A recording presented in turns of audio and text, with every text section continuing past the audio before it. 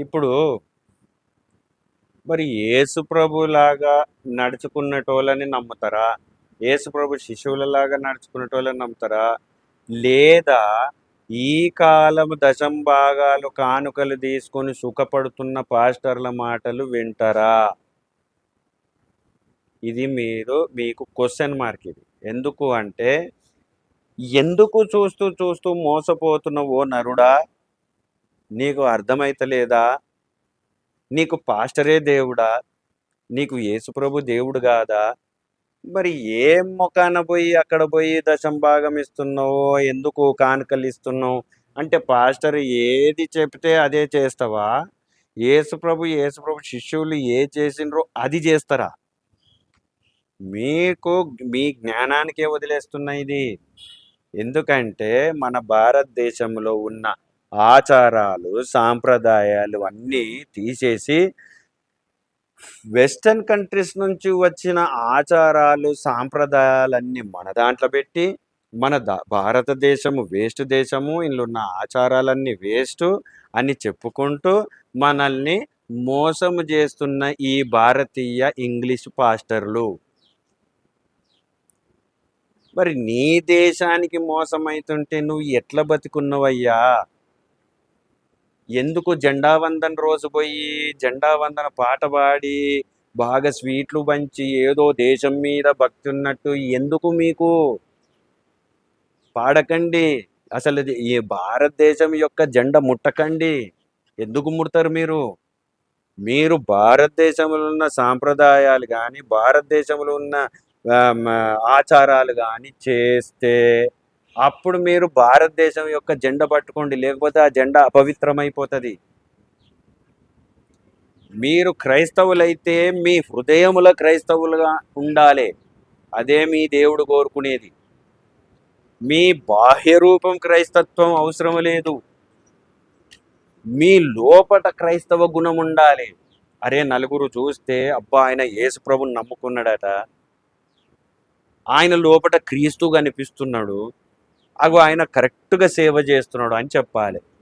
బయట ఎలా పేరున్నది వీళ్ళకు పాస్టర్లకి, ఎట్లా పేరున్నది? వాడు పాస్టర్ గాడు అమ్మాయిలతో తిరిగేటోళ్ళు, చిన్న చిన్న పిల్లల్ని పాడు చేస్తారు, దశంభాగాలు తీసుకుంటారు, గుడి వెనుక ఒక పని చేస్తారు, గుడి ముంగట ఒక పని చేస్తారు. ఇగో ఇవే మీ పాస్టర్లకు ఉన్న పేర్లు ఇక్కడ భారతదేశంలో. అసలు భారతదేశంలో క్రిస్టియానిటీకి వ్యతిరేకం ఎందుకు వచ్చింది? వీళ్ళు బాగా సంపాదించుకొని ఆస్తులు కూడబెట్టుకున్న వలన, మన భారతదేశం యొక్క కల్చర్ని రాంగ్ అని చెప్పడం వలన క్రిస్టియానిటీ మొత్తం దెబ్బతింటా. సరే, నువ్వు నిజంగా క్రిస్టియన్ అయితే, నువ్వు నిజంగా భక్తిపరును అయితే, నువ్వు నిజంగా యేసుప్రభు అంటే నీకు ఇష్టమైతే నువ్వేమి చేయాలి? నీ జ్ఞానం ఉపయోగించి ఎవరైతే మోసపోతున్నారో, దశంభాగాలు ఇచ్చి శాపగ్రస్తులైతున్నారో వాళ్ళని విడిపించు. దశంభాగాలు ఇవ్వకూడదు. యేసుప్రభు తీసుకోలేదు, యేసుప్రభు శిష్యులు తీసుకోలేదు. ఏం చేయాలో వాళ్ళు యేసుప్రభు శిష్యులు ఎట్లా చేశారు? ఒక జాగలో పోయి ఇంటింట రొట్టె విరిచిరి. చర్చులల్లో విరిచలే వాళ్ళు, ఇంటింట రొట్టె విరిచిరి అని అపోస్తుల కార్యంలో క్లియర్గా రాసున్నది. అక్కడ పోయి వాక్యం చెప్తే వాళ్ళు ఏ భోజనం పెడితే ఆ భోజనం చెయ్యాలి, ఏ భోజనం ఇస్తే ఆ భోజనం తినాలి. అంతేగాని పైసలు తీసుకొని బంగ్లాలు కట్టుకొని ఏసీ కార్లలో తిరిగి యేసుప్రభు కంటే సుఖపడేటోడు వానంత వ్యర్థుడు భూమి మీద ఇంకొకడు లేడు అకార్డింగ్ టు క్రిస్టియానిటీ. మరి మీ జ్ఞానం ఏమైంది? మీ ఆలోచనలు ఏమైనాయి? మీ శక్తి ఏమైంది? మీరు ఇళ్ళల్లో ప్రార్థన చేసుకోరా? మీకు యేసుప్రభు ఏమి చెప్పడా? అసలు మీకు జ్ఞానమే లేదా? అసలు గొర్రెల లిస్టులో నువ్వు ఎందుకున్నావు? అసలు నేను ఎవరు, నేను ఏం చేస్తున్నా, నాలో ఆత్మగుణాలు ఉన్నాయా లేవా, నేను యేసుప్రభులాగా వ్యవహరిస్తున్నానా, యేసుప్రభు శిష్యులలాగా నడుస్తున్నానా అనేది మైండ్లో ఉండాలి. కానీ ఏది చేసినా పాస్టర్ చెప్తేనే వింటాము, పాస్టర్ని దేవుని చేస్తాము, పాస్టర్ని సుఖపెడతాము, పాస్టరే దేవుడు, పాస్టరే దైవం అంటే మాత్రం నువ్వు నీ అంత మోసపోయిన మనిషి నాకు తెలిసి తెలివి లేని జంతువులు కూడా మోసపోవు. అట్లాంటిది మీరు మోసపోతున్నారంటే మీరు ఎంత అద్మానమైన స్టేజ్లో ఉన్నారంటే, ఆ దరిద్రమైన స్టేజ్లో ఉన్నా అని కూడా నీకు తెలుస్తలేదంటే చాలా గ్రేటే క్రైస్తవులంతా. ఎందుకు చెప్పనా, క్రైస్తవులకు జ్ఞానం ఉండదని ఎప్పటి నుంచో బోధిస్తూ ఉన్నా నేను. ఎందుకంటే వాళ్ళకి అసలు జ్ఞానమే ఉండదు. లూసిఫరే